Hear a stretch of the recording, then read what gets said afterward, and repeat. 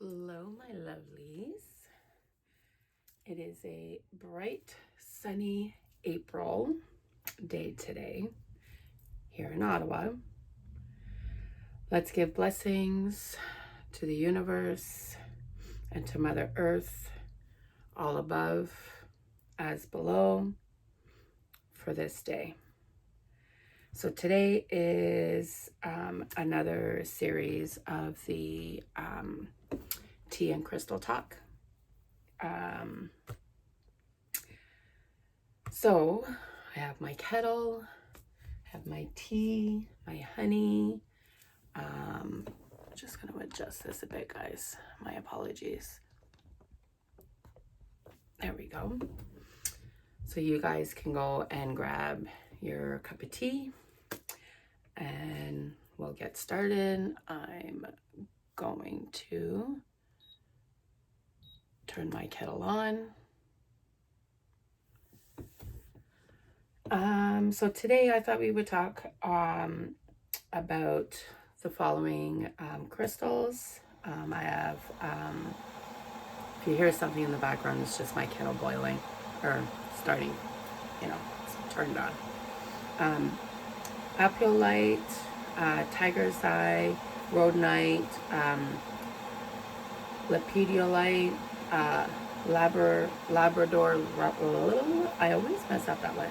Labradorlite, tree agate, fire agate, ruby, and zoisite. I can never remember how to pronounce that one, but it's Zoisite. Black Moonstone, raw moonstone, and Malachite, I believe is how it's pronounced. So yeah, I have my notes on my laptop and I am just going to light some incense. This is my incense stand, so it catches all the ashes, and then I use the ashes to make black salt. Actually, I think I already took one out. So with it being so sunny and kind of spring out, I thought we would burn some lemongrass incense. I always break the tip off, guys. You don't have to. I just do because I find them kind of long.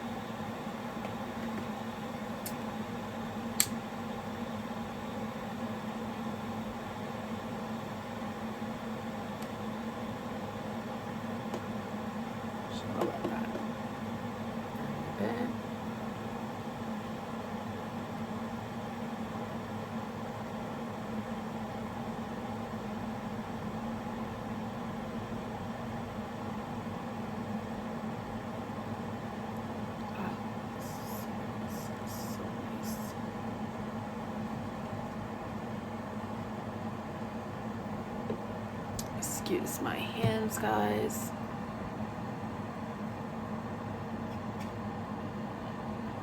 Just want to make sure it's still, yeah. Sometimes I find it goes out when I put it in there and I kind of close it all the way, so.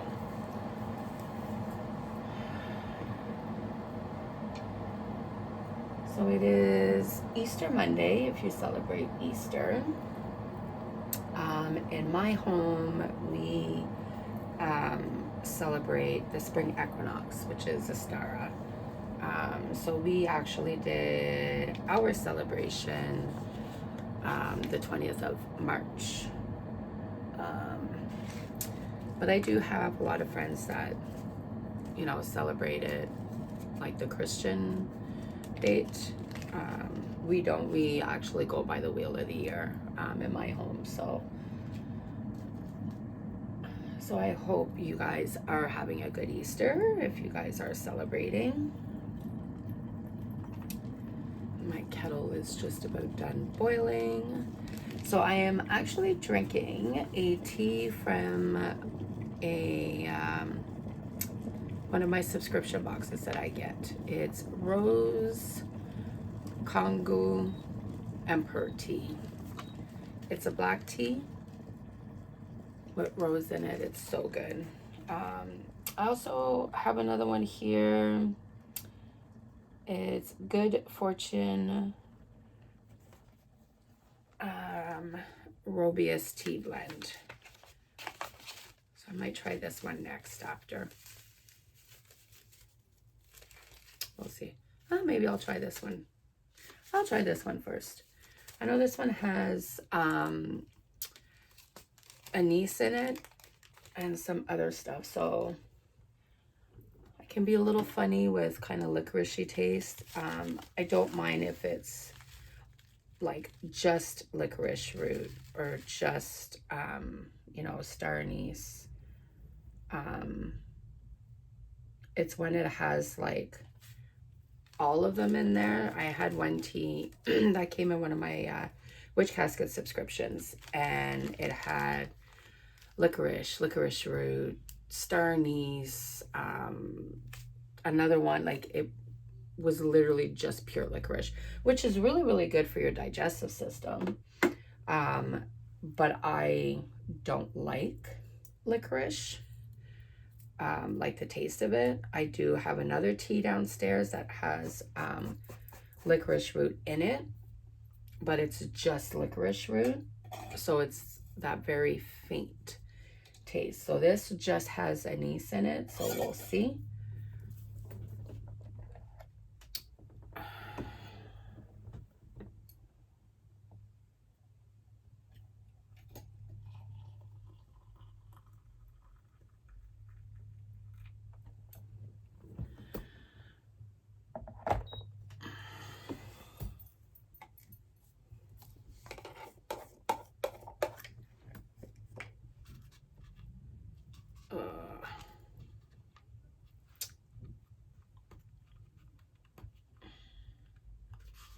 The struggles.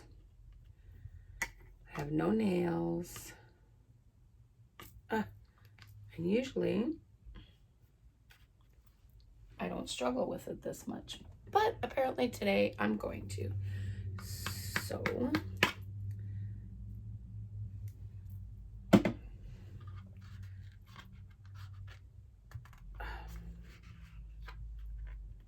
it really doesn't want me to open it.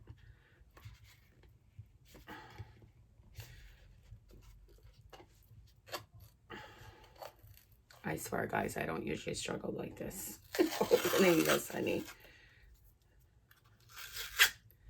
I buy this honey from work because it's raw honey, and in my home, that's all I use is raw honey. Like sometimes if my throat is a little scratchy and sore, I'll literally shove like 1 or 2 tablespoons of raw honey.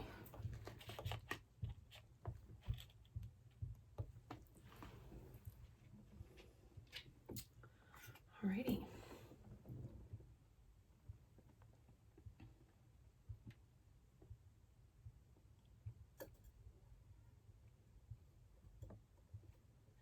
So I bought that glass kettle. I needed a new one anyways, because I have like the old school one that goes on the kettle, or on the kettle, that goes on the stove, and it's the whistle and stuff. My daughter bought it for me. It's red.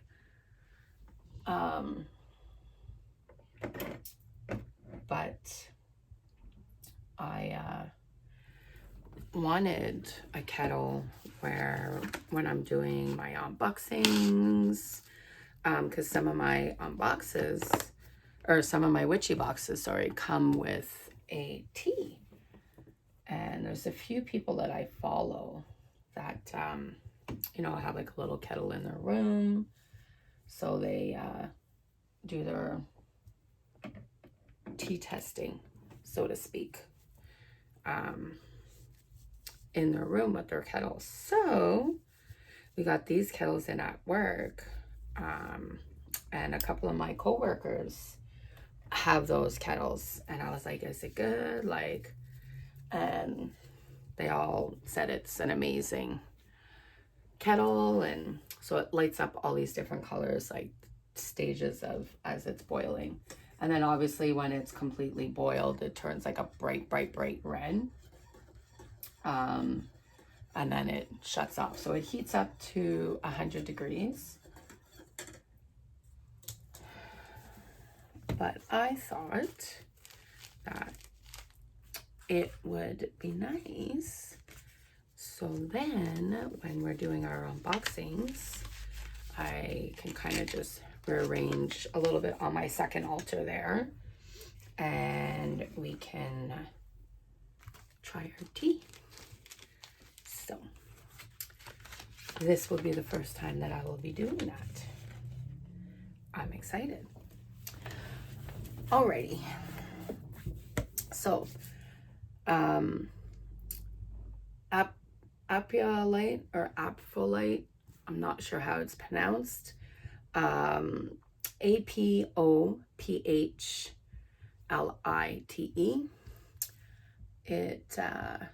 I have it here. Sorry guys, I'm just getting my notes. So that is this crystal here.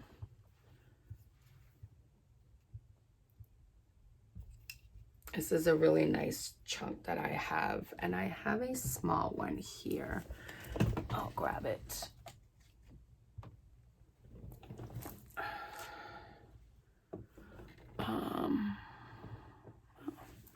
Nope, that's not it. Oh, it must be with my other ones up there.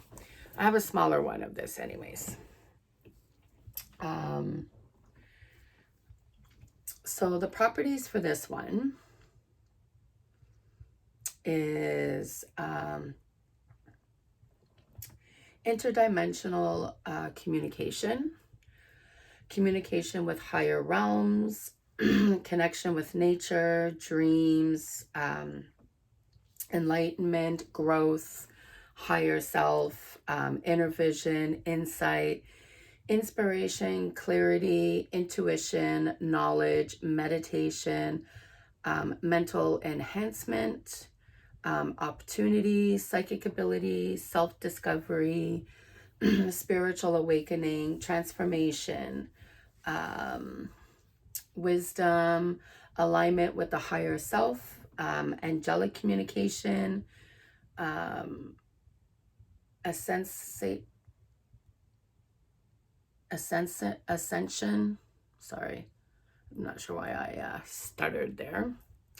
Astral travel, attunement with higher realms, bridging the spiritual and physical worlds, channeling and grounding higher vibrations, channeling. This is actually the spot for it here, so I always have it here. I have a few that I kind of keep here, just for dreaming and stuff, because for me a lot of, I guess, my insights come more to me in my dreams.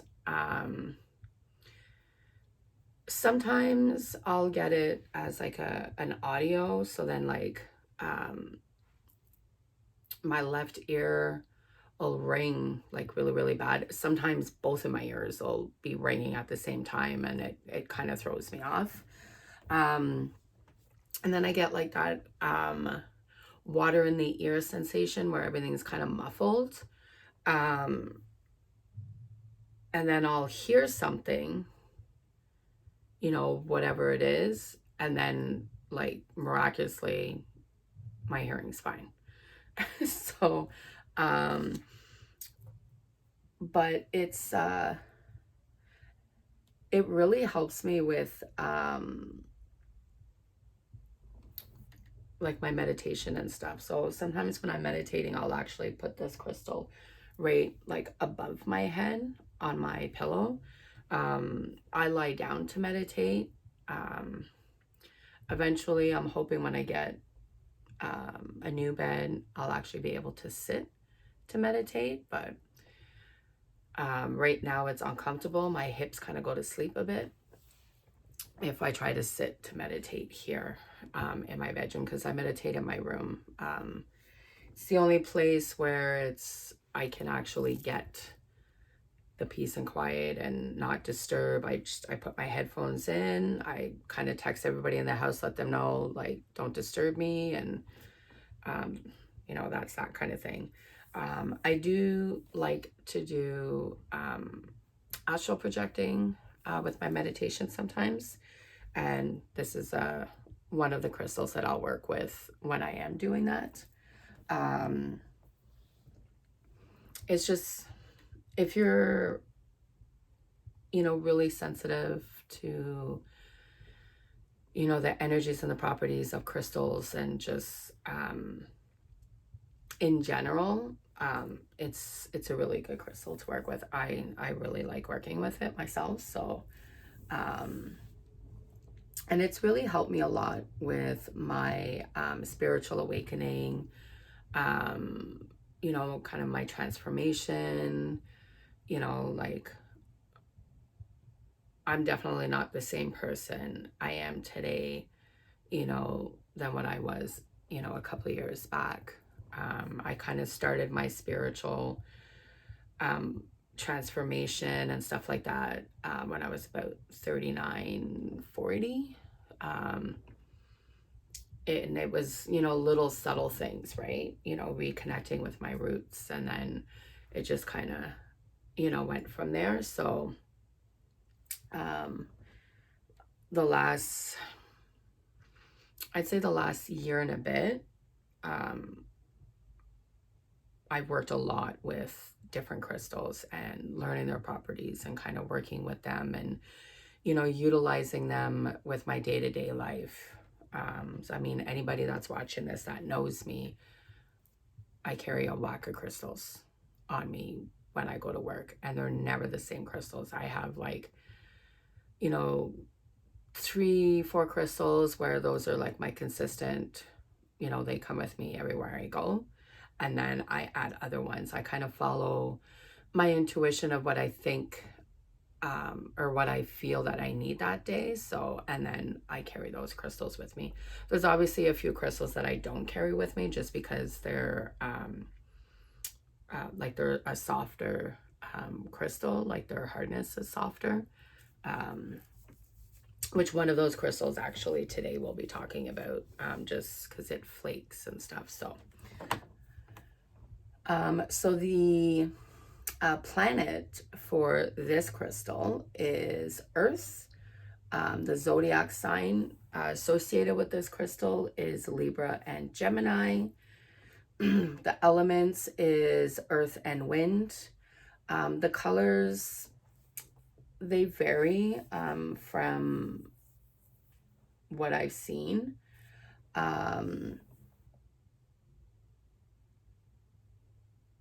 There's like a colorless white, olive green, and green. I've only ever seen this one, which is this. It's like white but colorless kind of at the same time, because some of the big chunks here are clear, like they're very transparent.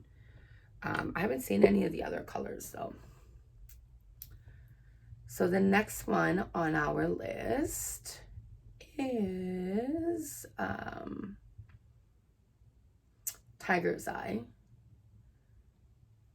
I'm just gonna try this tea. I'm a little nervous. Not gonna lie. Like I said, I'm very picky when it comes to that kind of type of licorice taste.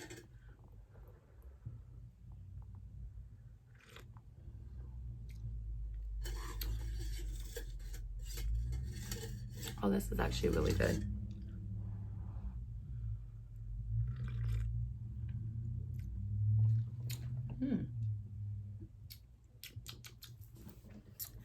So Tiger's Eye. So there's actually different colors of Tiger's Eye. There's, you know, your regular Tiger's Eye, there's gold Tiger's Eye, there's blue Tiger's Eye, red Tiger's Eye. Geez, I can't remember. I think there's a couple more. I do have a red Tiger's Eye. I did put it here. Where did it go?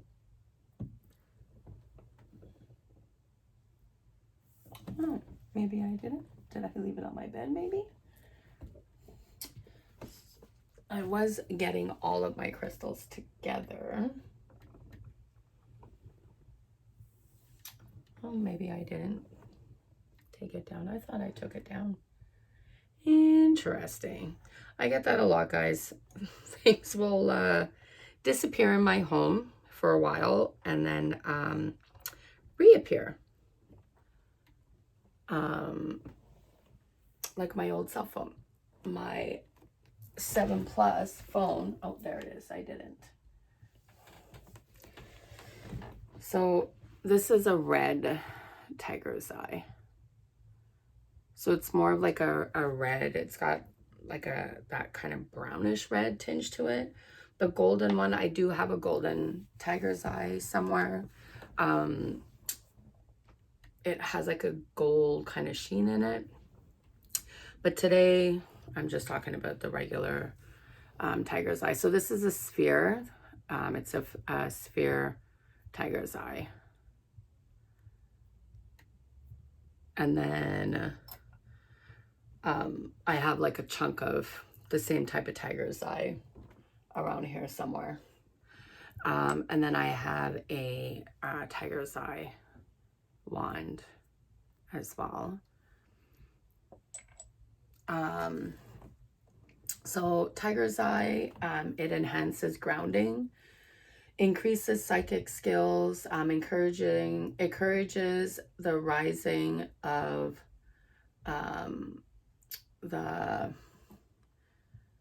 I always mispronounce this word, Kundalini through the chakras, promotes energetic protection, stimulates compassion, aids you in sorting through details and completing tedious tasks, helps you pull together many details in order to make sense of like the whole situation, the whole, whatever it is. Aids in removing negative habits, so if you're someone who smokes or substance abuse, stuff like that. I have heard people who have used tiger's eye and a couple of other crystals that help with like bad habits.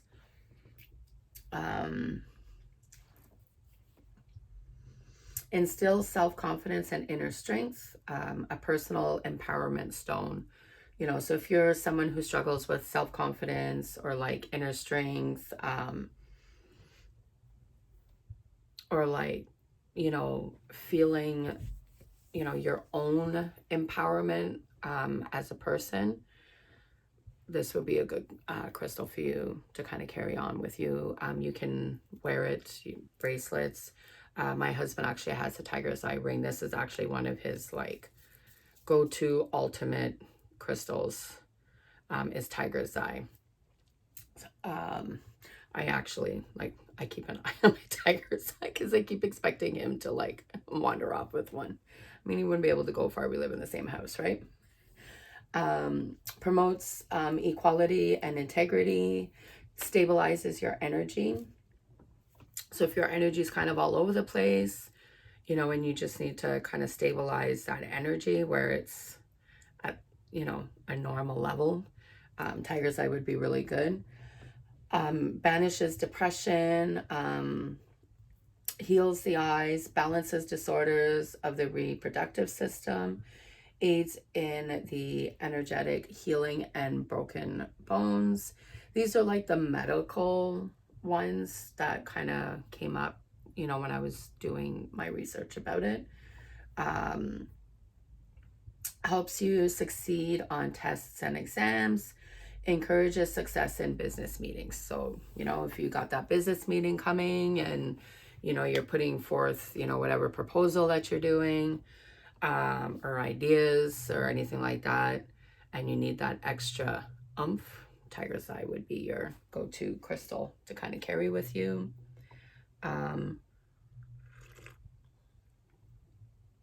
It is an all good you know, protection crystal as well, you know. And it's very easily found, you know.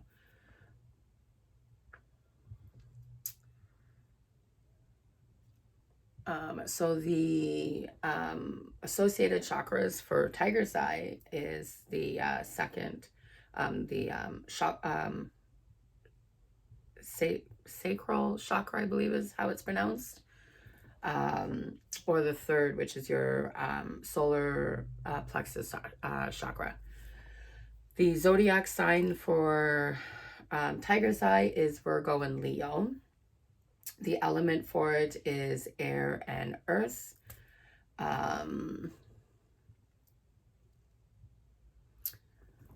Companion flowers.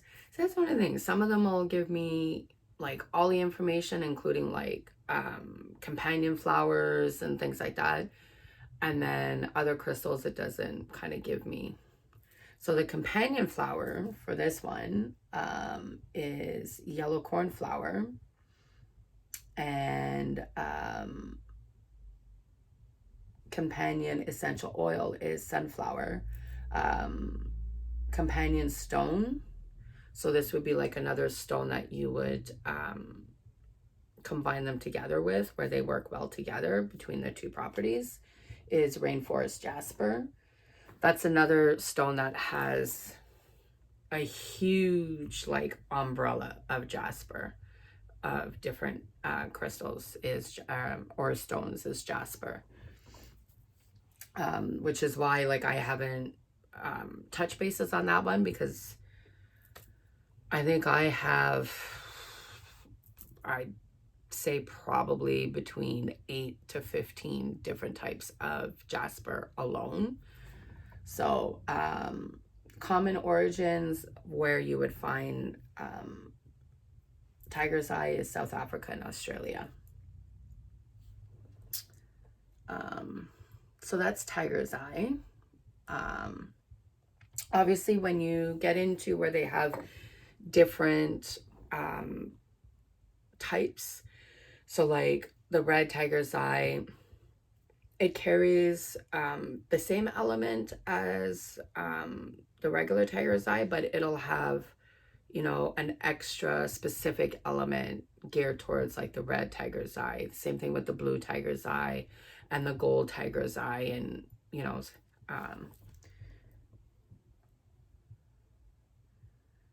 so the next one is Rhodonite. I believe I'm pronouncing it right. So I have a sphere for that one. So that's what this one is. And then I also have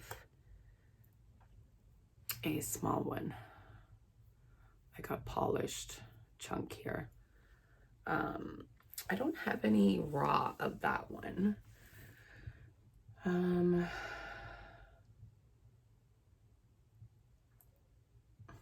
So the Greek meaning for this one is a rose, and it's because of its color, like the pink and the red and that kind of brownish red, kind of black, you know, lines kind of going through it. So the properties for this one is soothing, calming and patience, psychic abilities, strength, dreams, love and relationships, confidence, clearing, physical healing, empathy, truth, stress relief, higher self, gentle self-expression, self-healing, compassion, generosity, anxiety relief, trust, dispelling negative energy, lucid dreaming, grief, and mourning. I have worked with this one because this was actually the first piece that I had for this specific crystal. And it actually did help me with the lucid dreaming.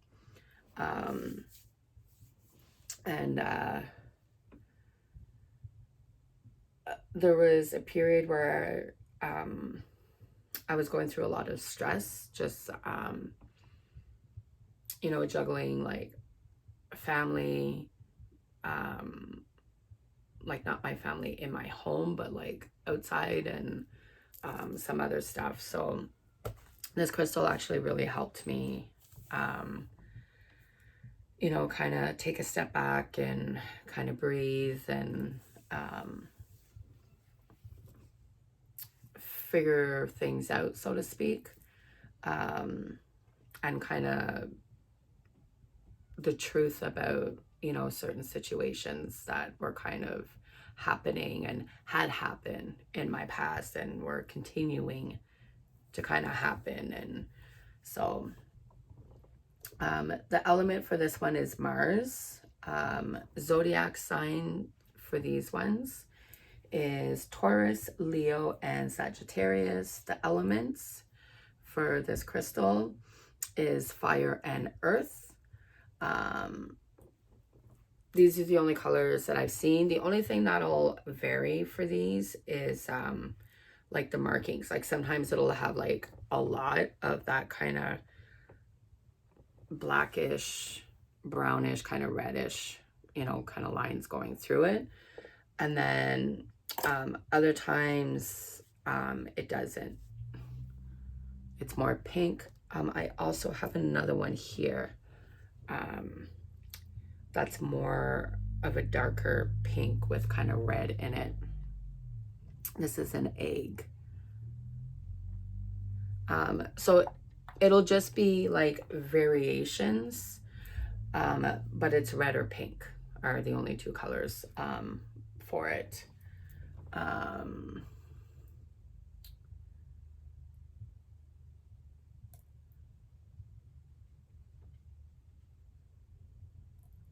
The chakra for this one is the heart and the root chakra that it can be used for.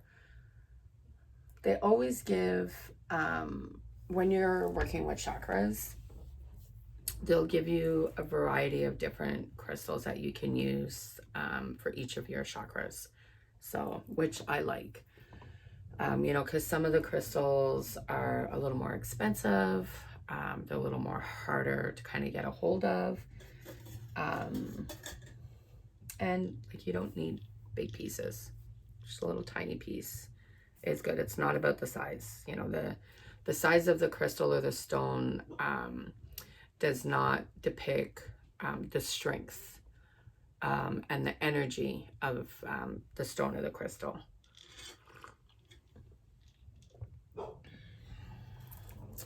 So that is Rhodonite.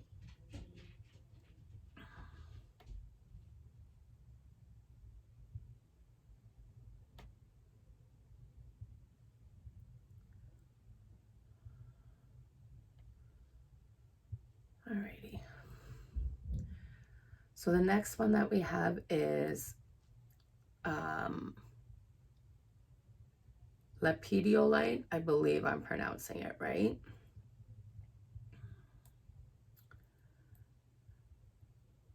And that was the one that I was telling you. So I have a raw piece of it. Obviously, if you have a tumbled stone or tumbled crystal, you'd be able to kind of carry it around with you. But mine is a raw piece, so it flakes. And it's literally like, it looks like these layers. I don't know if you guys can see it, but like layers of crystal.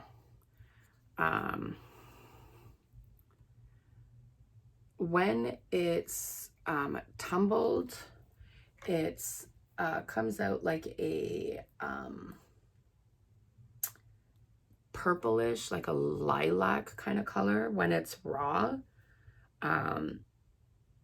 it has that purple hue to it, and then it's like shiny. So this one, this is actually the only piece that I have for this one.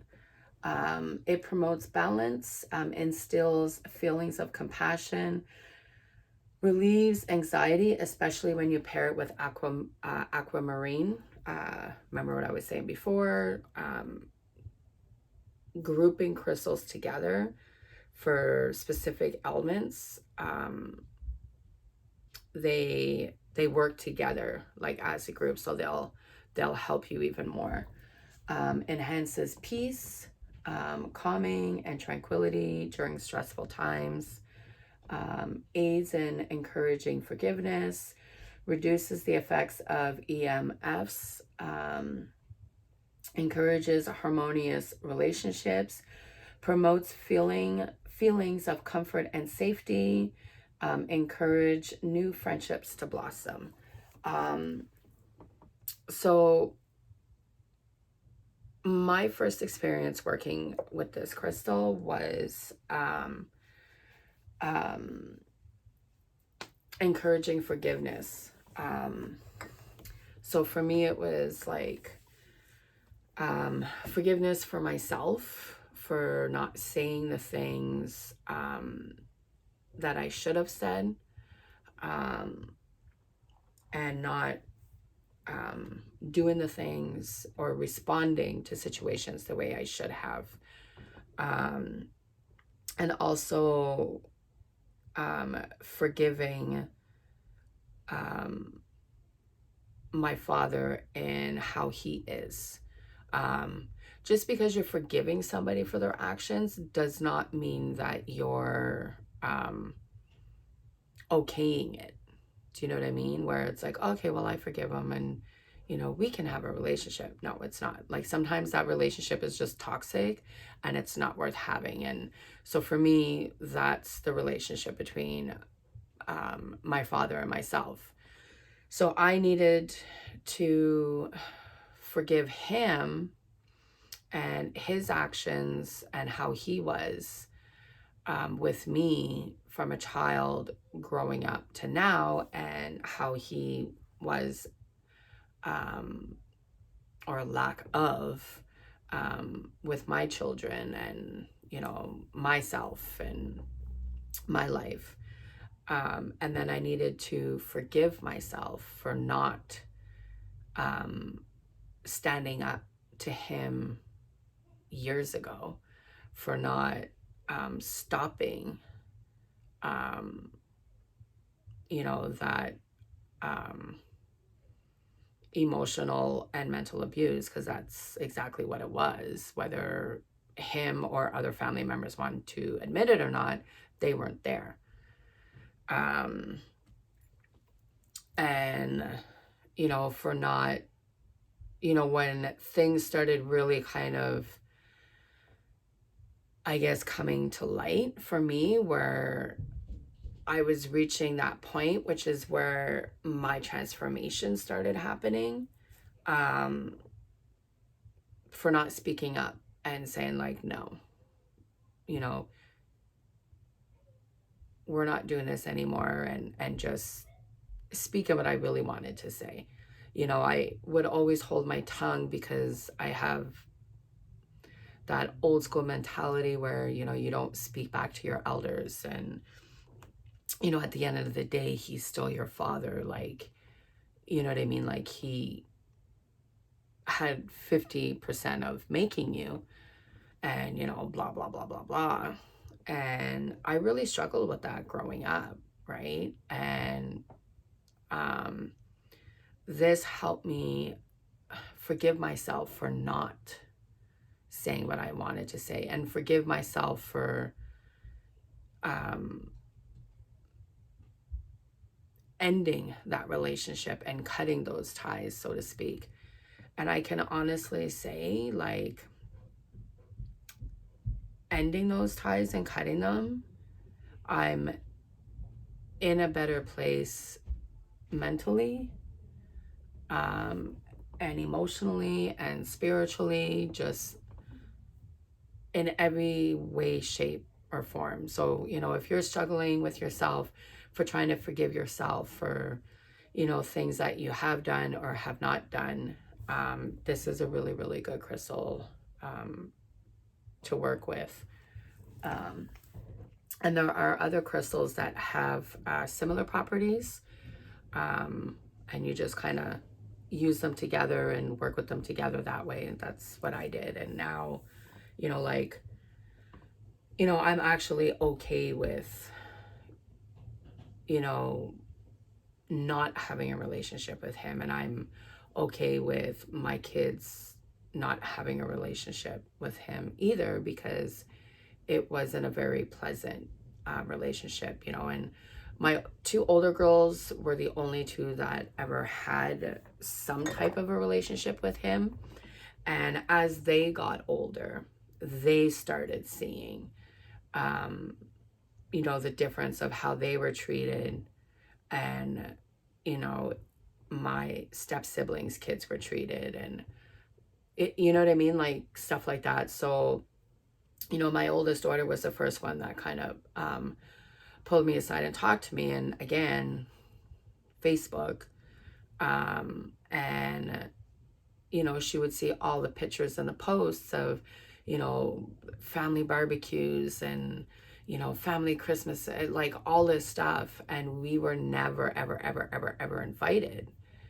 And she would cry because all my kids ever wanted was just to be part of a family and have like all the family together, and, you know, stuff like my kids were never the type to be, you know, counting how many Christmas presents they got, or, you know, stuff like that. That's to them food and family. That was like their main thing, you know, having aunts, uncles, and cousins and over, and everybody laughing and joking around, and Christmas movies playing, and, you know, whatever. Like for them, that's what they looked at, right? So that's how I raised my girls, right?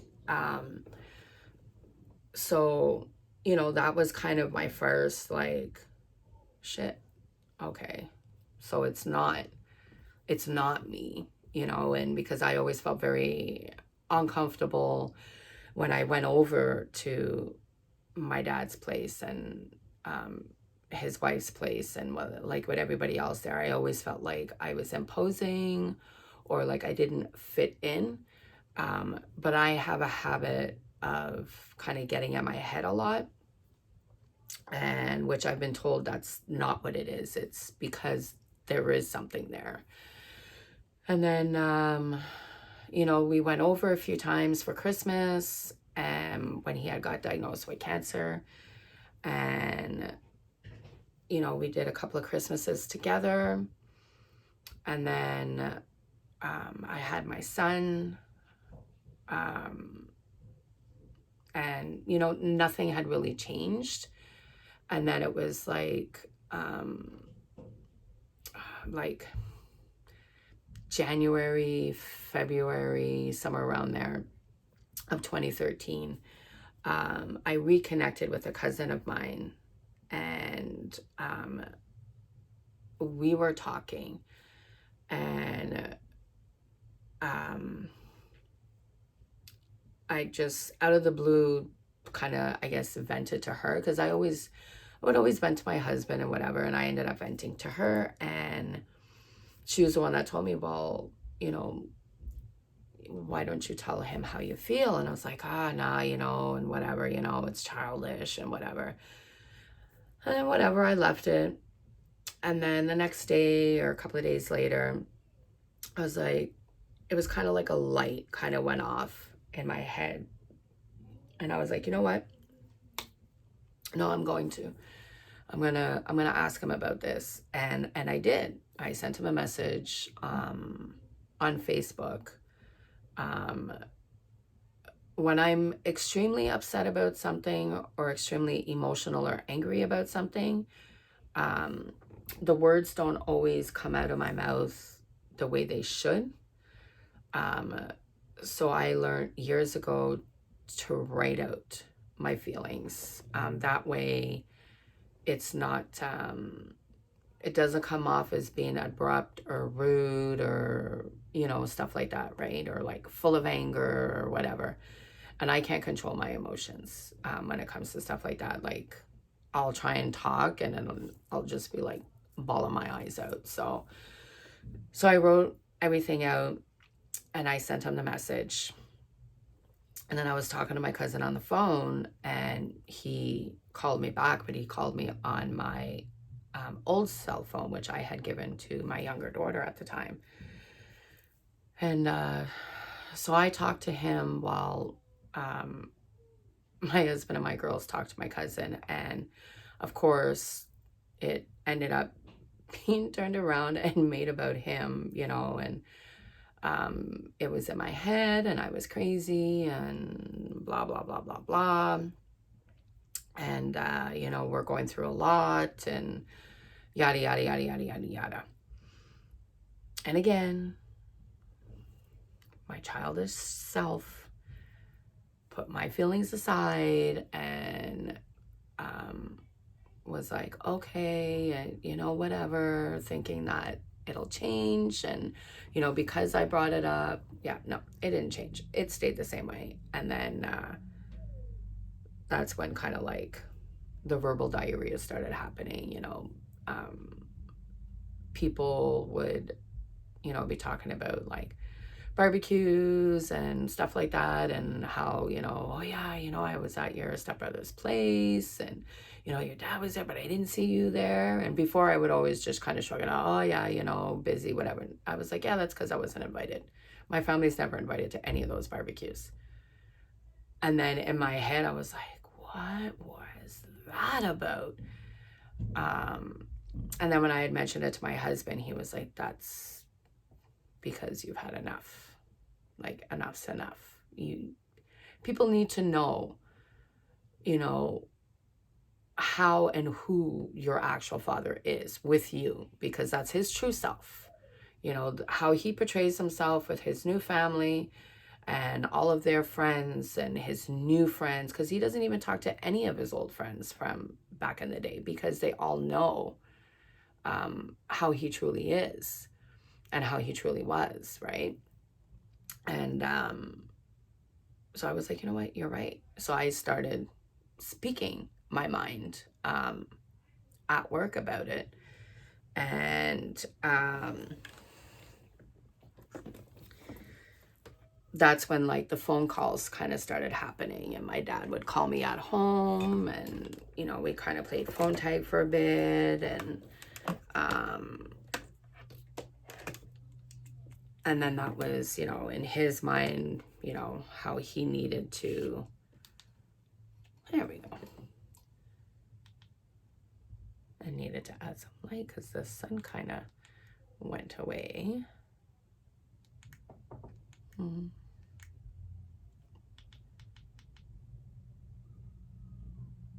But yeah, his way of kind of getting rid of his children was pretty much saying that he didn't think that we were his biological children. I'm a spitting image of my dad and both his sisters, so I'm just personality wise am nothing like him. So yeah, so this crystal really helped me kind of get through all of that and, you know, forgive myself, forgive him, just so that I can move on and not kind of be holding that. And I mean, you're always, you know, especially when it comes to a parent or like a family member, you're, you know, especially a close family, you're always going to have those thoughts every so often kind of creep in. Usually it's from a trigger. Like for me, sometimes it's, you know, like movies, you know, we'll be watching a movie and, you know, they'll show a father-daughter relationship, and, you know, that strong relationship where, you know, she can turn to her dad for help, or she can, do you know what I mean? Like, and I don't have that. And I believe, you know, that children should have that from both their parents. You know, because as much as one parent will, you know, do both jobs, so to speak, as a child, not having that other parent, you still, you know, you would still like it. Do you know what I mean? So you know, little triggers like that. And then it'll kind of creep in my head. And then I'll be like, you know, those old thoughts kind of pop back in of like, you know, why, and why doesn't he want me? Why doesn't he love me? What did I do? What did I? But as soon as they come in, they go out, because I'm like, no, bitch. We did a lot of work and we're not going back, you know. And that's usually when I'll come upstairs and I'll kind of, you know, grab some specific crystals and kind of meditate. And then I'll do like a release spell with my cauldron to kind of release those thoughts and those energies out of me, you know, and then I'm good for God knows how long. You know, but if that's something that you guys are struggling with, this is a really good crystal to kind of work with you for that. Sorry about the long rant, but it was an extremely personal workings with that specific crystal. So the next one that we are going to talk about is Labradorlite. Blah, blah, blah. I don't know why I always get tongue-tied with that one, and there's a couple of other ones for some reason. Like I have to say it really slow so it comes out properly. So that one, I have a sphere. I also have a couple of small ones floating around here somewhere. So this one has like I don't know if you guys can pick it up. It has like a rainbow, there we go. See the little rainbow flash? So Labradorlite has that. I love working with that crystal. It enhances protection, dispels negative energies, helps you to form personal boundaries, facilitates past life ancestration or regression, assists in astral travel, aids you in accessing the, see if I can pronounce it, Akashic records and other historic knowledge, balances the energy of the physical body with the etheric body, increases conscious awareness, facilitates intuitive development and psychic powers, dispels fears. There we go. Just wanted to open the window a bit. It's getting a little warm in here.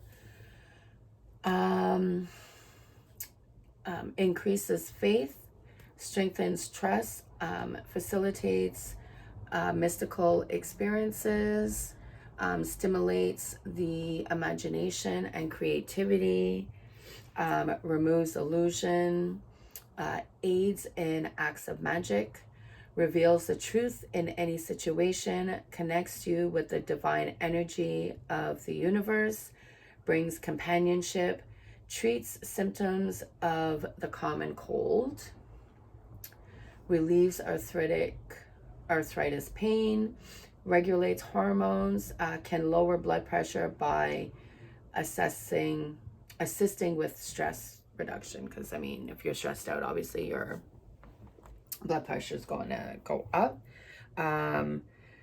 When I'm doing tarot readings, there's a few crystals that I always work with, and I'll kind of put them around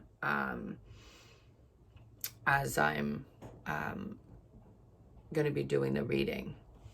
So I'll actually meditate with them, and then I ask them for their guidance and to give me like clear vision, and you know, to open me up and open me myself to the divine, to the energies of the universe, of my ancestors, my spirit guides, my spirit animals. I always invoke all of those. And whatever god or goddess that I may be working with. In general, I always work with Hecate. I have a really strong connection with her because I'm a very protective person. You know, and I like to protect people. Like it's just who I am, you know, and helping people, and you know, so just reading up and learning about her. And there's a few other goddesses that I kind of connected with. I work with her quite frequently. You know, if I'm doing a reading about love, you know, I'll invoke Hecate, but then I'll invoke like Aphrodite as well, you know, and then I do my love reading, or, you know, whatever. So far, there's 3 gods that I've worked with. Hades, I've worked with him. Odin, I work with Odin when I do my runes. I always ask for his guidance and his knowledge when I'm doing my runes. And the Green Man. So yeah. So if you're, you know, like a lot of stress and stuff like that, Labradorlite is a good crystal to carry with you. The colors vary: light or dark gray with flashes of blue, yellow, green, gold, orange, pink, or purple, which that was that flash that I was showing you. Associated chakras is third eye, which is your 6th chakra, and the 7th chakra, which is your crown. Zodiac is Scorpio, Gemini, Aquarius. Element is water and air. Sorry guys, my foot's going to sleep a bit. Companion flowers is the daylily, which I have daylilies in my garden. Essential oil companion is orange blossom. Companion stone would be rainbow moonstone.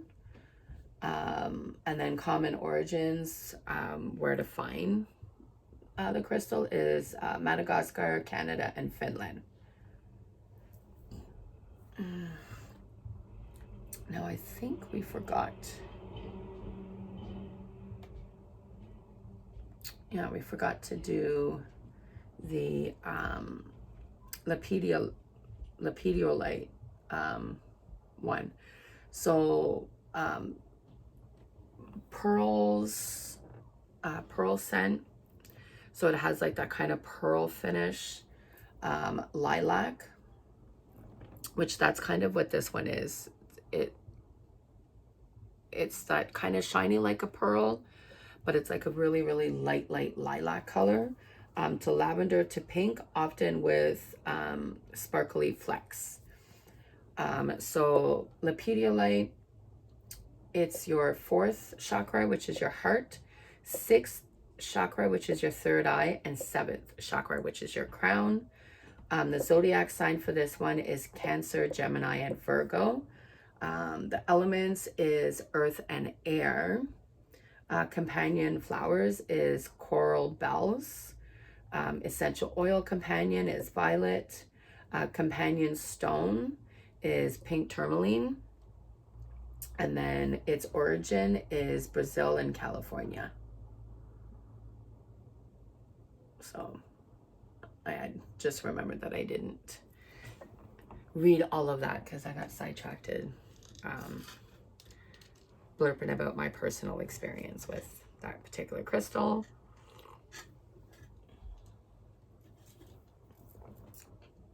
Wow, this tea is really good.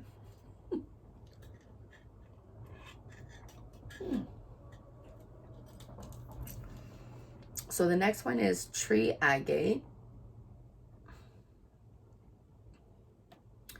Agate is another one that has, there's so many different agate. You know, like this is a black agate. This is another type of an agate.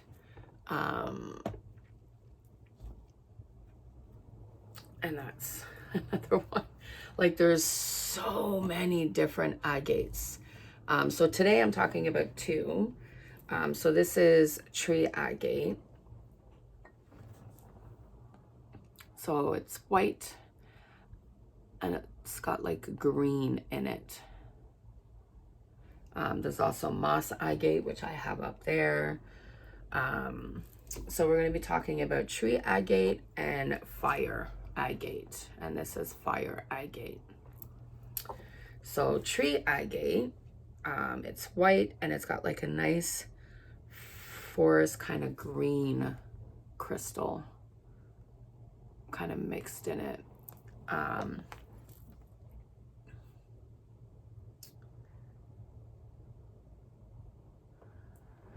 So common properties for tree agate is it roots you into the earth so you feel more grounded, instills a deep appreciation for nature and for all living things, allows you to channel messages from the tree spirits.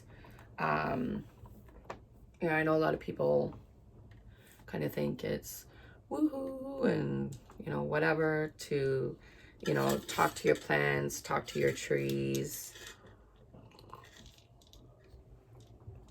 It's not. I say good morning to my tree outside every morning. I talk to my beautiful aloe plant here. Her name is Gaia. This is Gaia. And I have two beautiful cactuses here. They're joined, so one's a little bit bigger and one is smaller.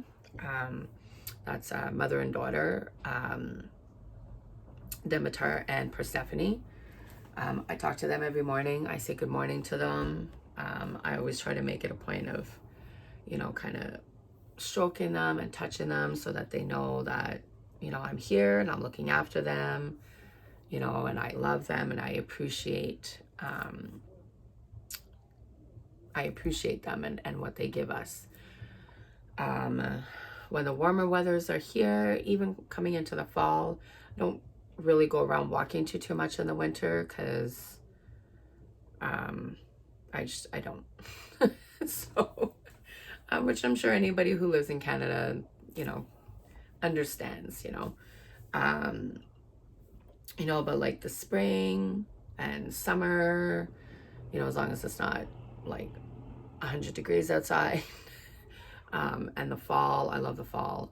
You know, I'll go for walks and, you know, where there's trees, and I'll just kind of put my hand on the trees, you know, and just kind of take 3 deep breaths and just kind of ground with the tree.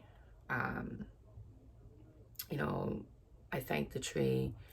You know, when I'm going out foraging, you know, I do the same thing. I bring like some herbs. I'll bring like a little jar with milk and honey in it. If I do find something that I will be foraging, you know, I always have scissors of some kind. If there's nothing on the ground, then I'll snip it off. I ask permission, you know, from the plant or the tree itself. And I always leave an offering, seeds, you know, anything like that. So this crystal, it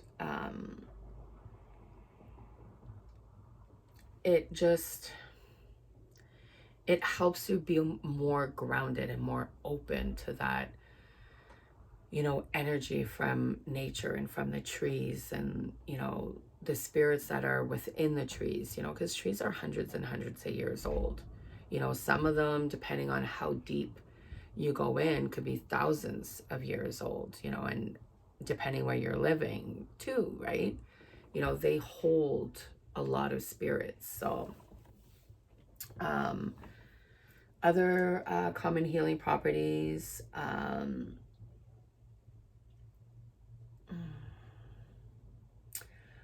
aids in all types of growth, physical, mental, and spiritual. So if you're just starting your spiritual path, you know, you want to get out in nature. You know, you want to carry this stone with you, because it's going to help you grow physically. It's going to help you grow mentally. It's going to help you grow spiritually, you know, so you'll get more, more in tune with the energies of Mother Earth and, you know, of Mother Nature and of the trees and the plants and the animal, like just every living thing. Everything is a living thing, you know. Just because it doesn't speak doesn't mean it's not living. It's living. You know, they have feelings, and, you know, they cry out in pain, and, you know, so it gets you more in tune with those energies and those spirits. It encourages exploration, especially for children.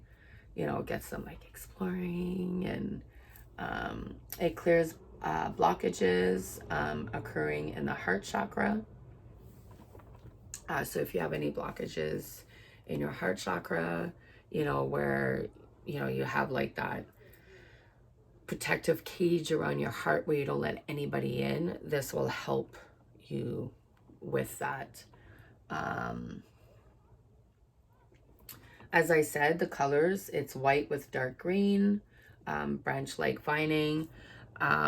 Sometimes when you get like a bigger piece of tree agate, it literally looks like there's a tree in the stone itself. So it'll be white, and then it'll have like that dark forest green, and it's literally like just kind of branching out everywhere. I seen a really big one. It was beautiful. Like I said, associated chakras, the first chakra, which is your root, and then your fourth, which is your heart. So if you're meditating and you're working on just that specific chakra, you know, you would just place that on your heart and you do your meditation. If you have like another crystal that works the same chakra, you can even hold that one in your hand. Its element, zodiac signs is Taurus and Virgo. Element is earth, obviously. Companion flowers is Magnolia. Essential oil companion is balsam fern, or balsam fir, sorry. Companion stone would be a smoky quartz. You know, so this, and I have a chunk of smoky quartz here, which we had talked about its properties in the previous video. I believe it was the second series. So you would have those two together, and between both of their properties, they'll help you. Like they feed off each other, and they mesh together and work together to help you. Common origins is Brazil and India.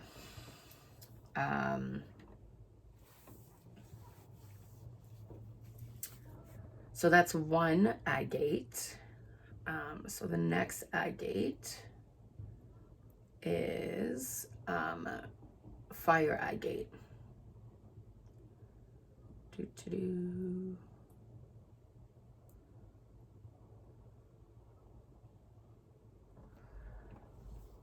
All right.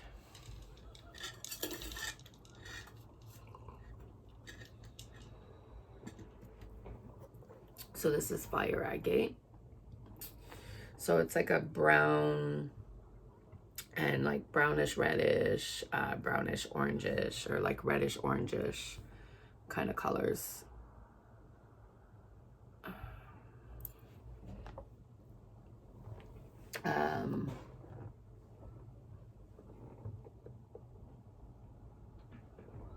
That's weird. I don't know why I heard the male. Fire agate is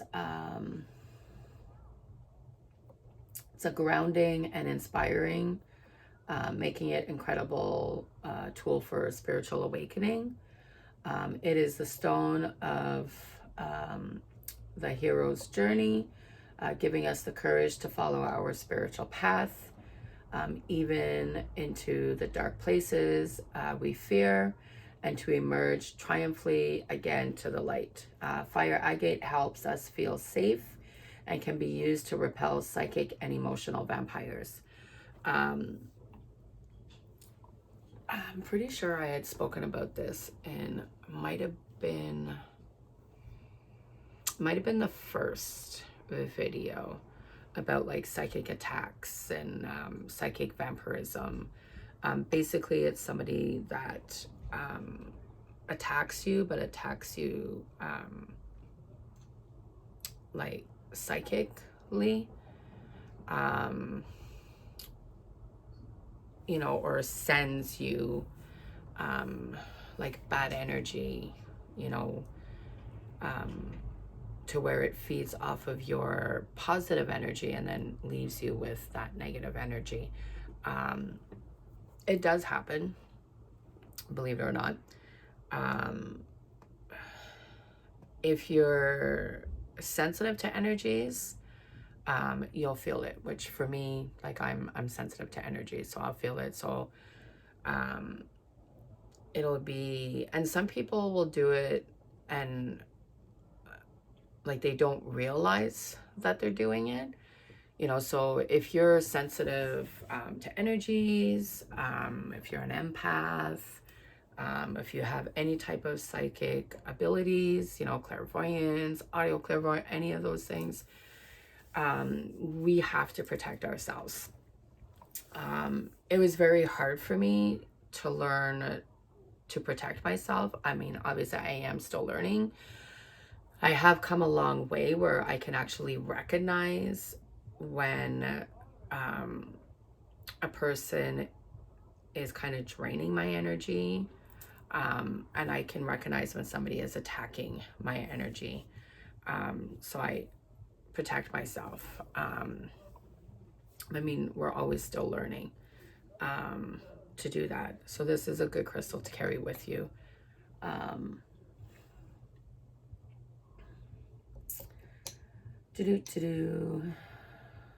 Sorry, I kind of typed this one up a little different. Yeah, dark places we fear and emerge. It is attuned to the root, which is your first chakra, and the second chakra, which is your sacral chakra. It is linked to Aries, Leo, and Sagittarius, and the element is obviously of fire and earth. Emotionally, fire agate has a passionate and joyful energy that is also fiercely protective. It inspires great courage within us and urges us to follow our bliss and leave behind the humdrum of routine. Anyone preparing for a big change would do well to work with fire agate, the energies for it. It also helps us to feel energetically protected.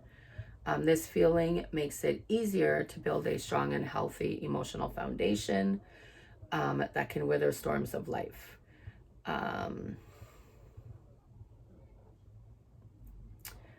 The energy of it, it's also a wonderful aphrodisiac, helping us to attract new lovers and incite passion in existing relationships. Mentally, fire agate helps us to think of ourselves and not allow the opinions of others to negatively influence us. Fire agate encourages us to follow our dreams and to believe that we can achieve even the loftiest of goals.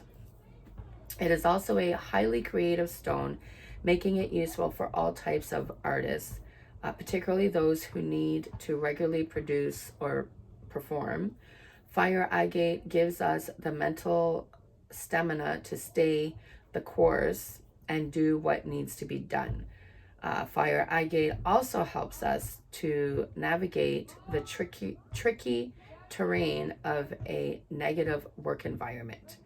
It shows us how to keep negative coworkers from bothering us so that we can stay productive and peaceful. Physically, fire agate has been called a stone of internal youth.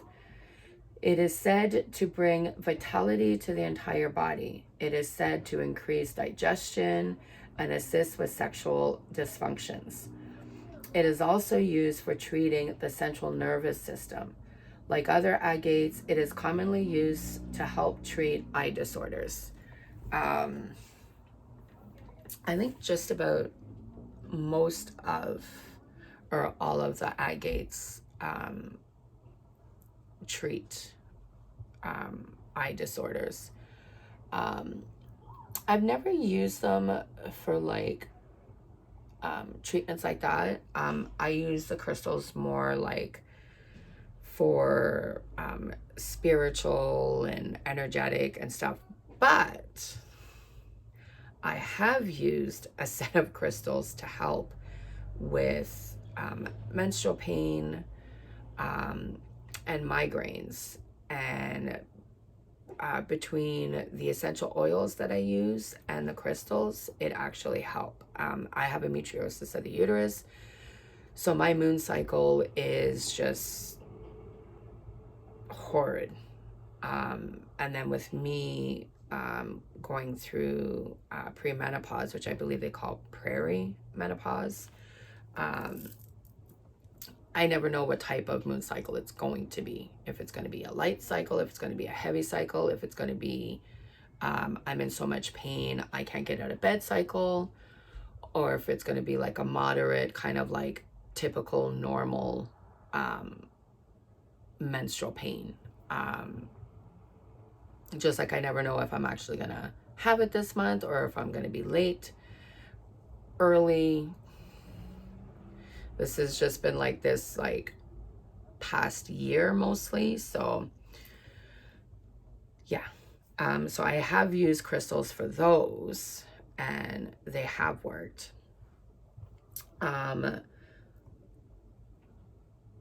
But I have carried fire agate with me a few times. Like I said, I intuitively pick my crystals of what I'm carrying with me for work. And it was funny because there is a particular coworker, and I had this particular coworker, you know, working alongside aside me. I think it was like the day before, and then like 2 days prior. And their energy is very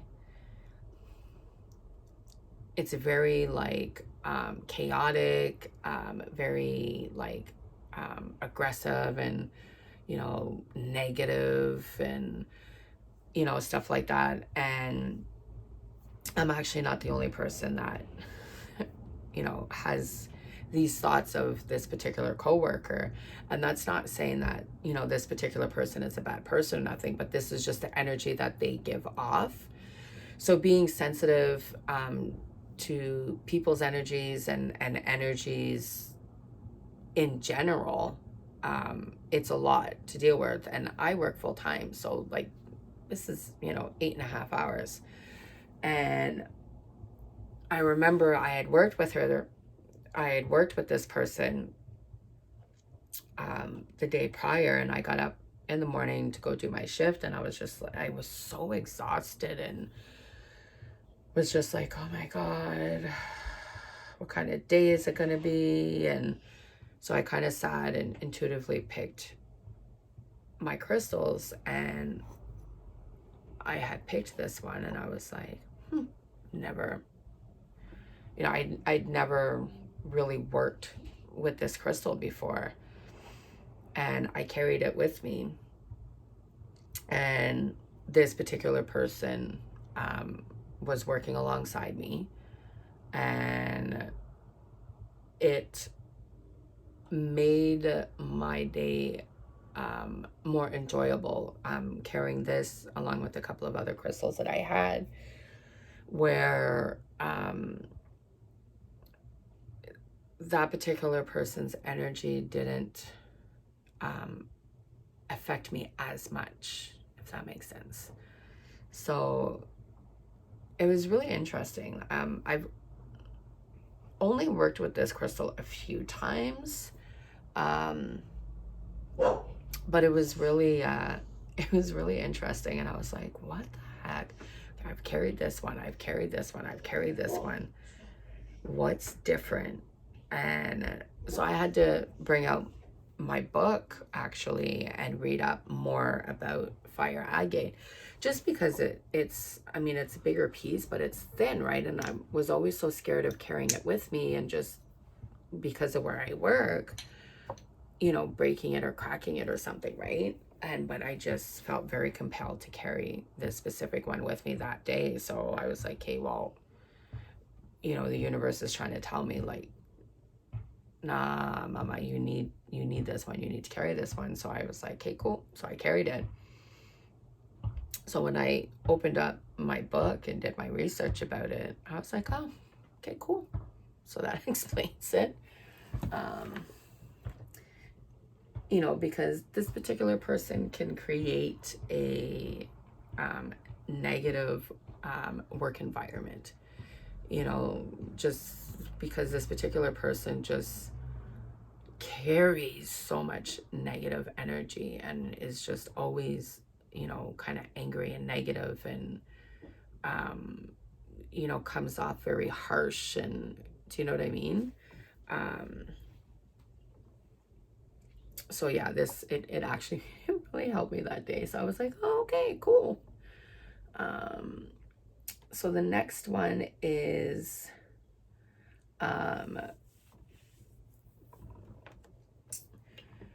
ruby zoisite. I'm not sure if I'm pronouncing it right. It's Zoisite. And this is actually the only one that I have. I think I might have a small piece somewhere, but this is the one that I have.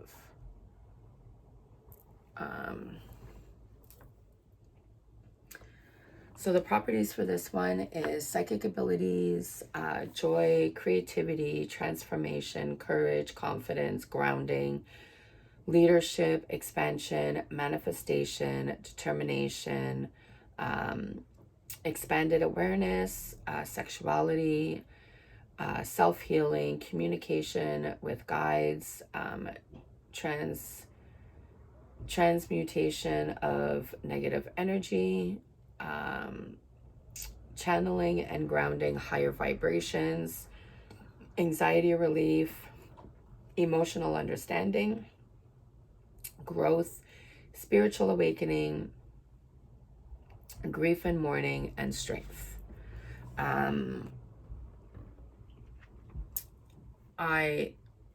The smaller piece that I have of this somewhere here, I'll tell you a story. It actually helped me, along with a couple of other crystals that I have, with leadership. I always struggled with, I've always struggled with self-confidence in general. But I struggled a lot with like public speaking, and taking the like leadership roles for certain things. If it's anything to do in the public, you know, I have a hard time kind of taking that leadership role, right? So with me going to witch school, I started May of 2020 and graduated in March of 2021, literally just as the pandemic was starting. One of the things that we had to do was, it was like our our last like I guess project or assignment that we had to do as a cohort. So myself and my other fellow witch sisters, we had to put together and perform the spring equinox ritual, which is a stara. Obviously, we had to do it through Zoom, so we were not only doing that, but we were also the first cohort for witch school to perform this ritual on Zoom. So myself and my sister Madeline, we did the calling of the directions and the casting of the circle. Now, that was my second time doing it. The very first time, my teacher, Karen, she asked me, she pulled me aside and asked me if I was interested in attending the Samhain ritual, which was in person because it was literally just before COVID. And I was like, yeah, that would be great. I would love the experience for that. And because this was something that I really felt compelled to becoming a tradition, and then eventually kind of bringing in my family and involving my family. And she's like, that's perfect. And then she's like, would you be comfortable calling in the directions? And I was like, oh my God, oh my God, oh my God. And then she's like, Tammy, I have faith in you. I know you can do this. And I was like, oh, okay. And I had this tiny little piece of this specific crystal. And I remember sitting there and like, you know, writing and like doing my research of like how I wanted to call in the directions and the elements and what I wanted to say. And because I wanted it to also incorporate the energies of Samhain itself, which is our witch's new year, you know, so like the veil being thinner and, you know, the spirits and stuff like that.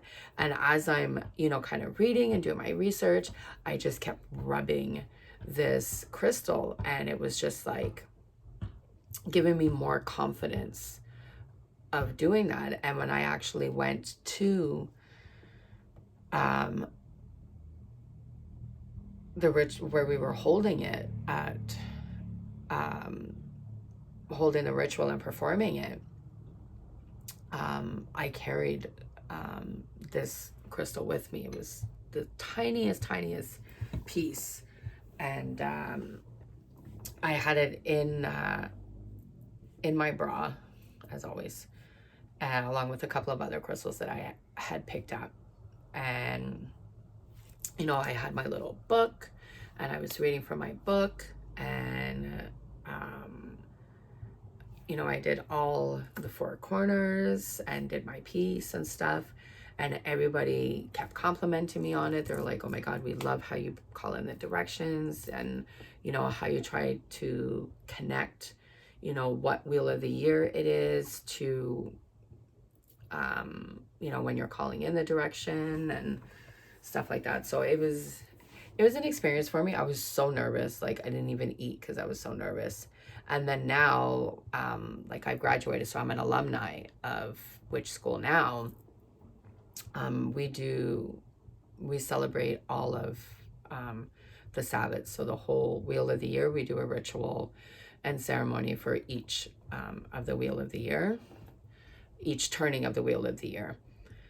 So which we have Beltane coming up, and each turning of the wheel of the year, I always, you know, I'm down for calling in the directions, and you know, and I'm down for casting the circle. And the last couple of times I invoked the goddess and a god, you know, so I've gotten more comfortable with taking on, you know, each time taking on a bigger role and being responsible for that extra piece. You know, first it was calling in the directions, and then it went to casting the circle, and then it went from calling into the directions to casting the circle to invoking a goddess, and then it was calling in the directions,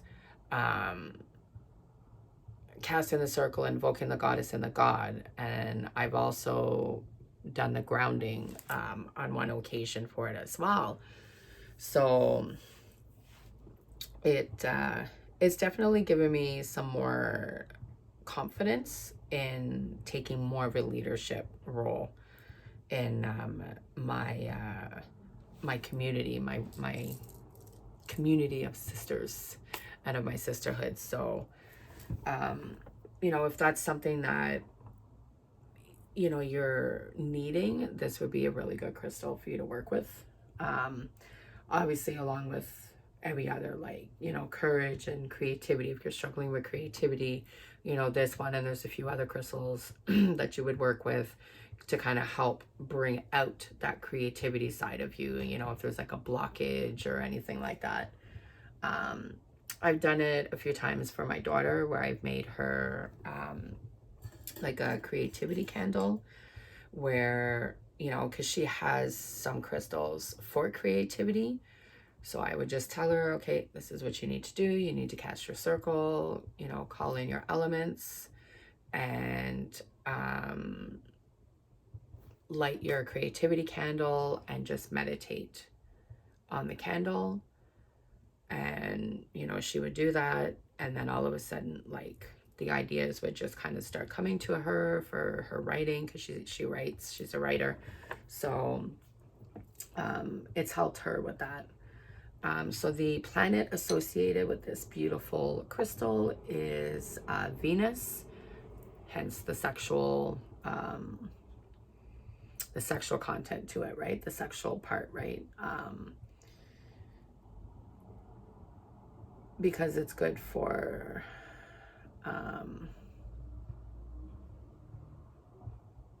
where is it? Expansion, meditation, self-worth, sexuality. You know, Venus is the planet of sexuality, right? So zodiac is Aries and Aquarius. Element is storm. So it's got some variations for colors. There's green, red, Venusian green, blood red, olive green,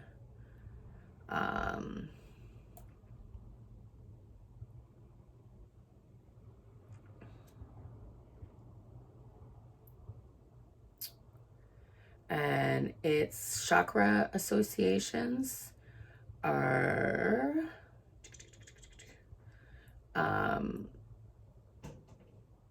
the root, the heart, and the third eye chakras. All right, so the next one that we are going to talk about is Black Moonstone. So Moonstone, there's a couple of different ones.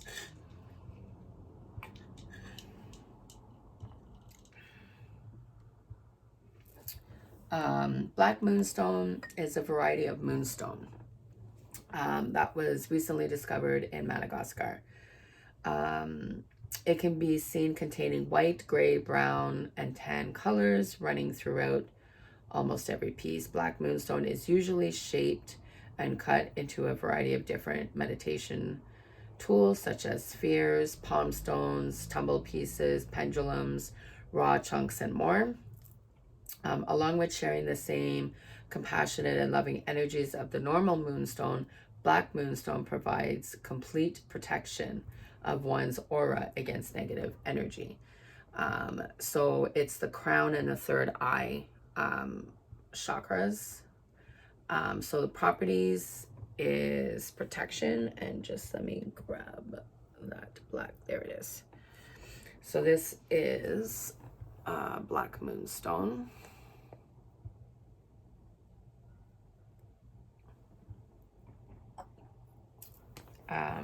So protection, inspiration, intuition, joy, knowledge, mastering fear, meditation, motivation, new beginnings, nourishing, and rejuvenation. Sorry, guys.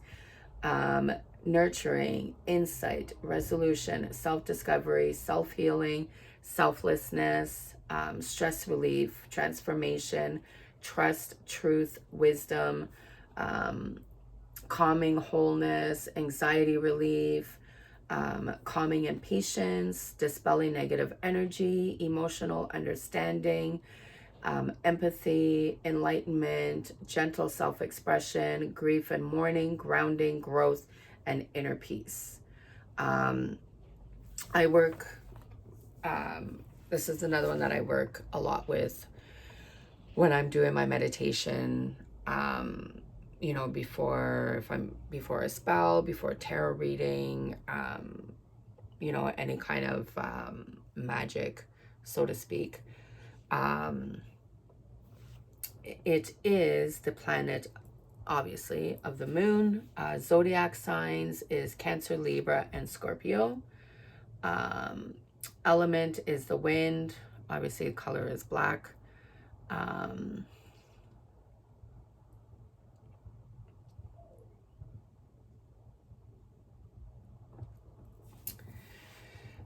If you're going through a breakup or having difficulties with someone close to you, you know, carry Moonstone on you at all times. When individuals deal with stress from another person that they've shared experiences or life with, they subconsciously lower their guard because of the love that they have for them or had for them. When we see a loved one uncomfortable, it is in our nature as humans to help. This can backfire and leave one susceptible to their toxic energy. Carrying this stone around these people will allow you to continue opening up your heart to them. It will also provide support without the worry of their negativity affecting your own emotional body. You know, obviously, if it's a, you know, a family member that, you know, for the most part are, you know, is a good person and stuff like that, but like they just, you know, they have a lot going on, and they're around a lot of toxicity, you know, and obviously they vent to you and they talk to you and they come to you with it, or they live with you with it, therefore you would be exposed to that same toxicity, you know. It's a good crystal to kind of carry with you. I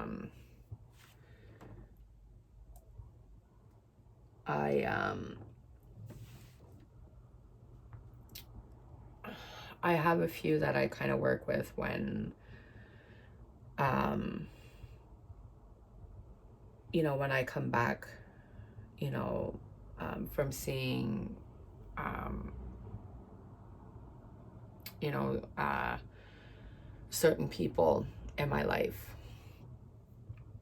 And, you know, because my love for them obviously outweighs the toxicity. They themselves are not toxic, but their past experiences that they haven't let go of can kind of create a toxic energy. I don't even want to say environment because it's not really an environment. You know, but they're still holding on to that, you know, toxic energy from the past kind of thing. And, you know, they're not, I guess, not ready to let go, whatever. But, you know, when I, you know, would come back from visiting them, you know, I have a few crystals that I kind of meditate with, just to kind of release. This is one of them. I have a couple of other ones that I'll carry with me on, like, on myself. But my Black Moonstone I got later. And I, you know, talked to this person on the phone, and I would find myself kind of rolling it around in my hand, you know, like, because a lot of times, like, I'll come sit upstairs in my bedroom and I'll talk to this person while I'm in my bedroom, and, you know, I'll have the TV on or whatever, and I'll find myself grabbing, and, you know, with it just being a sphere, right, I would just kind of continuously just kind of roll it in my hand, you know, as I'm talking to this person, and it helped me so I didn't get physically, mentally, and emotionally drained from, you know, trying to help, you know, this person. So it's a really, really good crystal.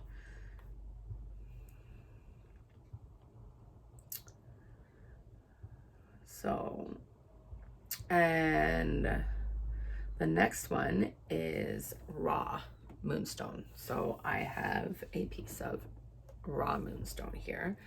I also have some other moonstone. I have a peach moonstone, which is right here. So this is a peach moonstone that I actually just received on Thursday in one of my witchy subscription boxes, Witch Casket. So, and this is my raw moonstone.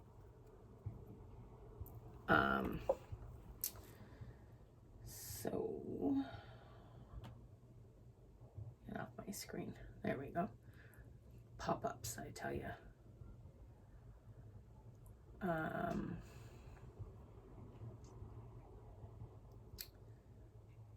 Sorry, I'm just trying to get it.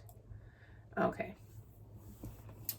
So moonstone helps calm and balance emotions, and offers unity and peace with people around. Enhances self-esteem and creativity. Moonstone helps to regain balance of energies, balances the male and the feminine and the female aspects, which can otherwise create disharmony. Moonstone crystal helps in relaxing the aggressive tendencies and brings in peace and emotional balance. Moonstone enhances psychic and intuitive powers and are popular among healers, shamans, and those involved in prophecy. Magic Moonstone is famous for promoting love. It helps in drawing the energies of love and heals romantic love relationships.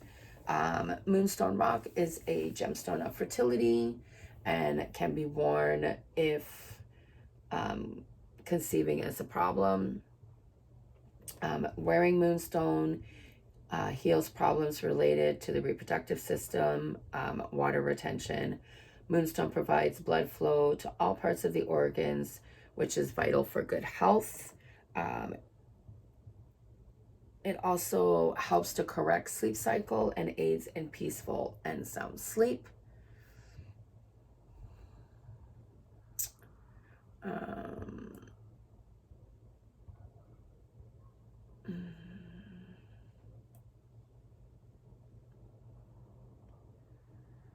Sorry guys, I don't want to read the whole, so I'm just...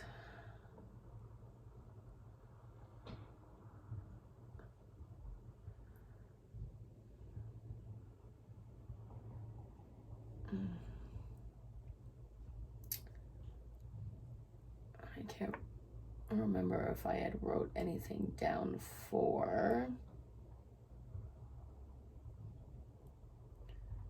the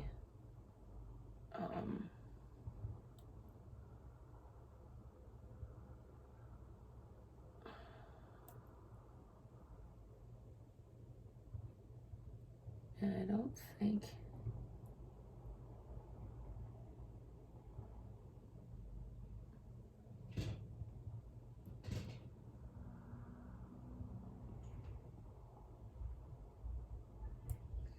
I don't think this one had, I couldn't find what,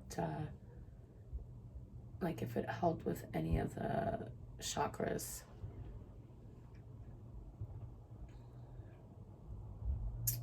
So I find when there's like multiple of stone, I can't always find the chakra element to it. So our last crystal is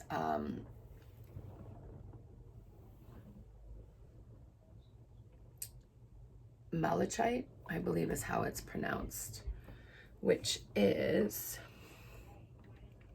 this one here. So you can see the like swirls of green in it. So this is a sphere that I have, and then I also have like a piece here as well. And I mean, they'll always, I've only ever seen them in green, but each piece will have like a different pattern of like swirls. I have another piece somewhere and it literally has like perfect circles, like circular, and it's like the light green with the dark green just kind of waving in. So the chakras associated with this crystal is the heart and the solar plexus. The properties is travel, balance, creativity, intuition, transformation, protection, confidence, clearing, cleansing, leadership, insight, prosperity, expanded awareness, self-healing, transmutation of negative energies, and self-discipline. There was something else I wanted to say for this one.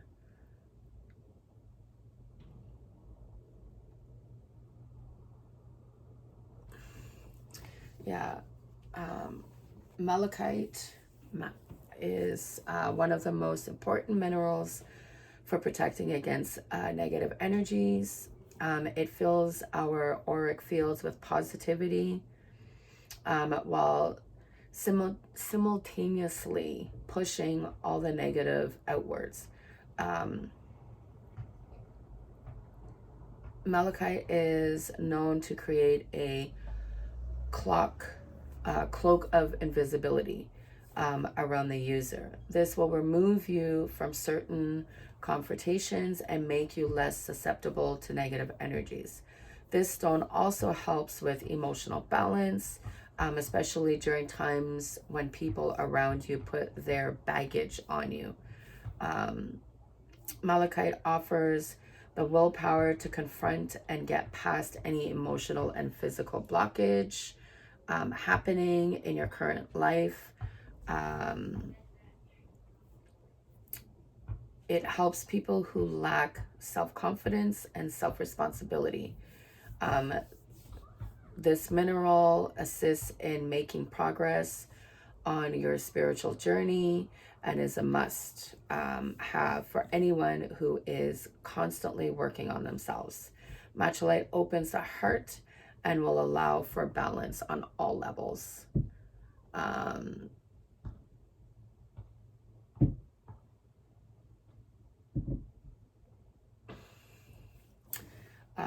Malachite harmonizes with any other copper-based minerals such as azurite, turquoise.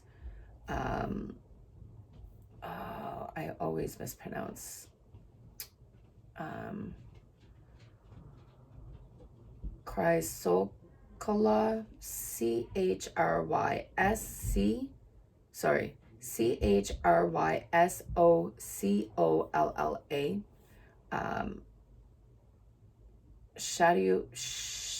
Shatkukite, Agate, and many others.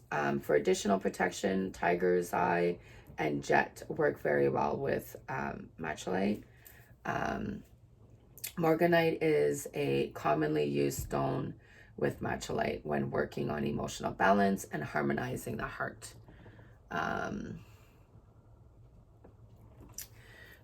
This stone or mineral also absorbs negative energy very easily, but does not release it.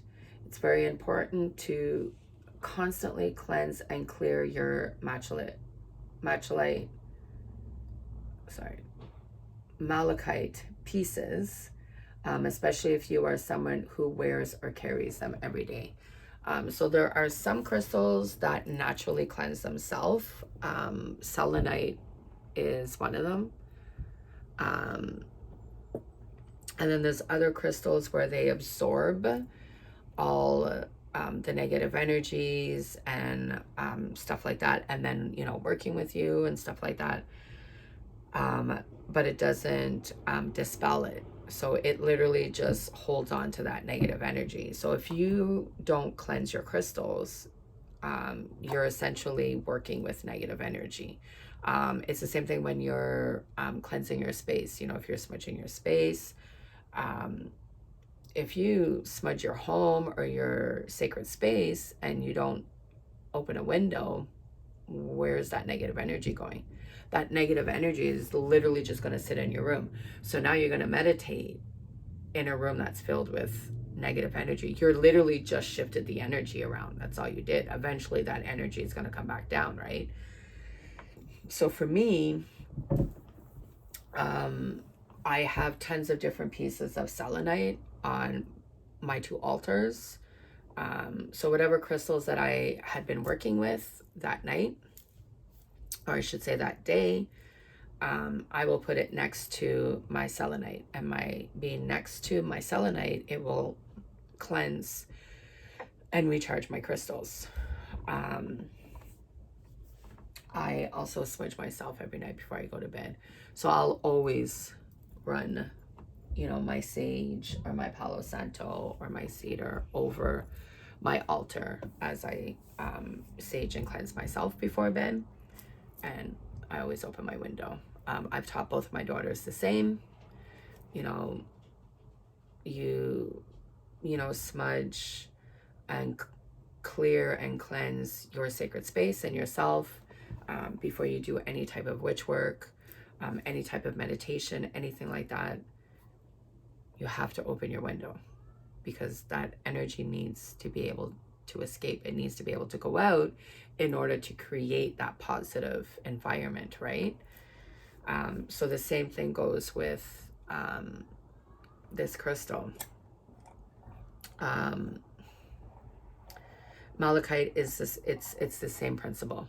You know, you can't just sit and continuously, you know, work with this crystal and you know, this mineral and carry it on you, you know, whether it's a bracelet, a necklace, whatever, or, you know, crystal in your bra, like whatever it may be, how you're carrying it with you and working with you, you know, even if you're using it to work on others, you know, if you do crystal healing, you know, of other people's energies, and you're using, you know, this particular crystal along with some other ones,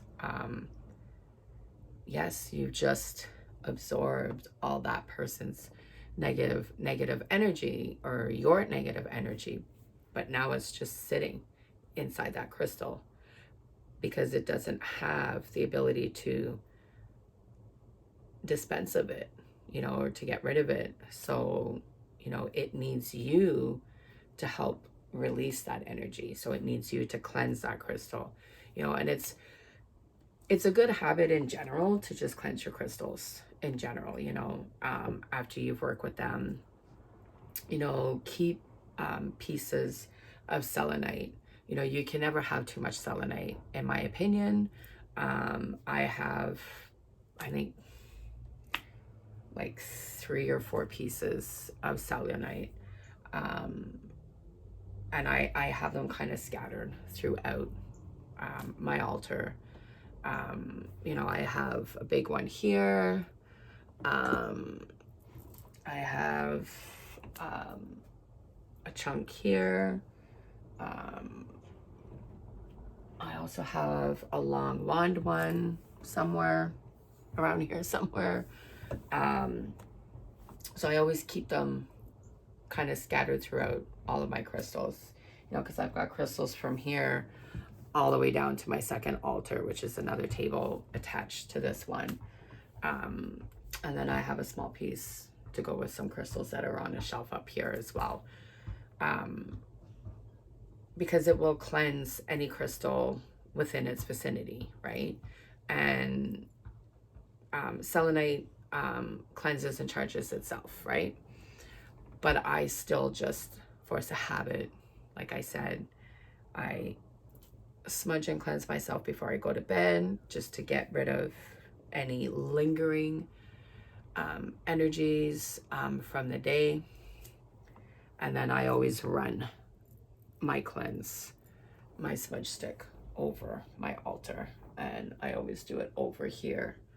And then I crack my window and I let those energies out into the universe, and then the universe and, you know, Mother Earth takes that energy. So, and it carries it on. So always make sure you cleanse your crystals after you work with them. Doesn't matter what crystal it is, just get into the habit of doing it.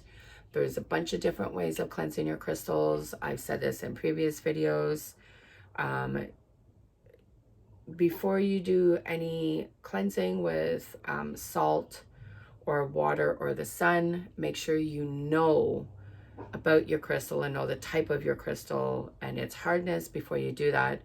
There are some crystals that cannot be in contact with the sun because it will actually damage the crystal. It'll fade it, and it'll damage the crystal. Like I said, there are some crystals that cannot come in contact with water, either because it makes them toxic now, or they dissolve. Like selenite will completely dissolve in water. There's a few other crystals that will dissolve in water.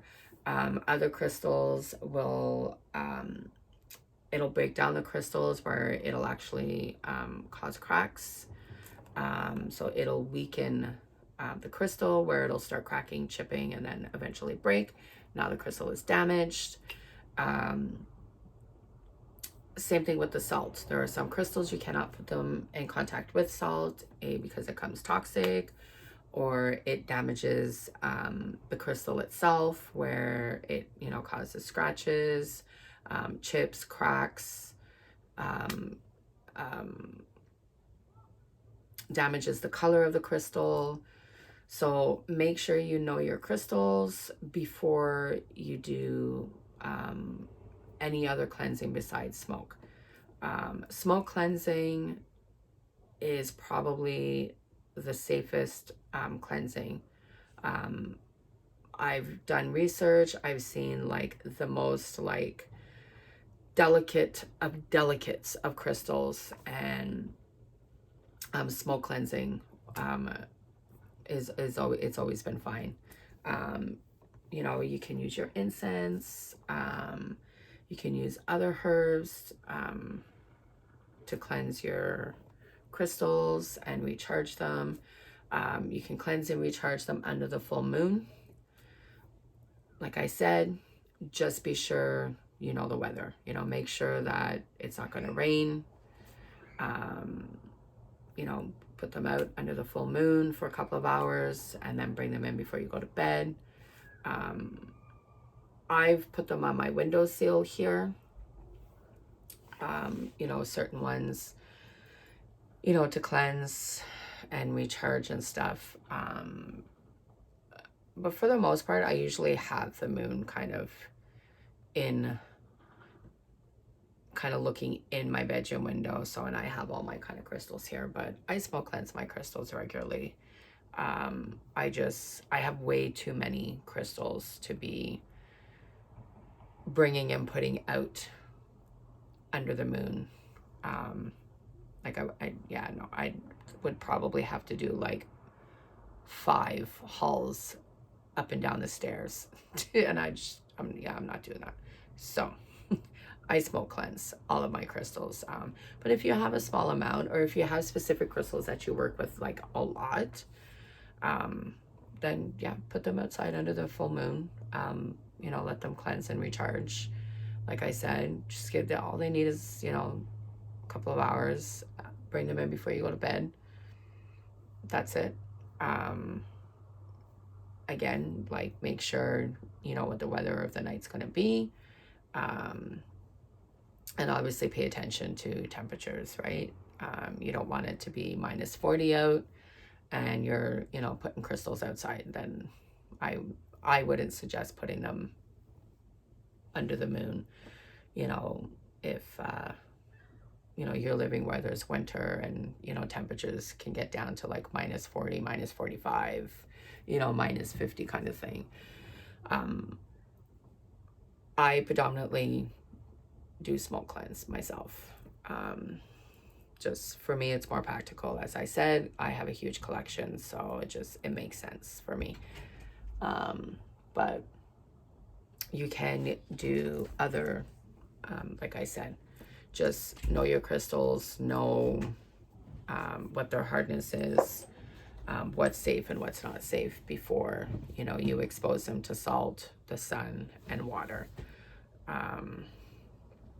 This is my son. Say hi, Lucius. Hi. He's also learning about crystals himself, so. All right, guys, so that's the end of our tea and crystal talk. I will do another set. We did a little more crystals this time around. We actually did 12 different ones this time. Is this an amethyst? Nope, that is a rose quartz. Remember, amethyst is purple. That is pink. Purple and white. So I will sit and do another set of crystals for you guys. I have a huge variety here, so I'm trying to work with the ones that I have here. That way I can show you what the crystals look like. As I see new crystals that I don't have, if I have the opportunity, I will pick them up, so then it kind of adds new ones to my collection. And yes, don't forget to hit the like and the subscribe buttons and the notification bell, so that way every time I upload a new video, you guys will see it on the corner of your Chromebook. You guys will see the notification on your devices.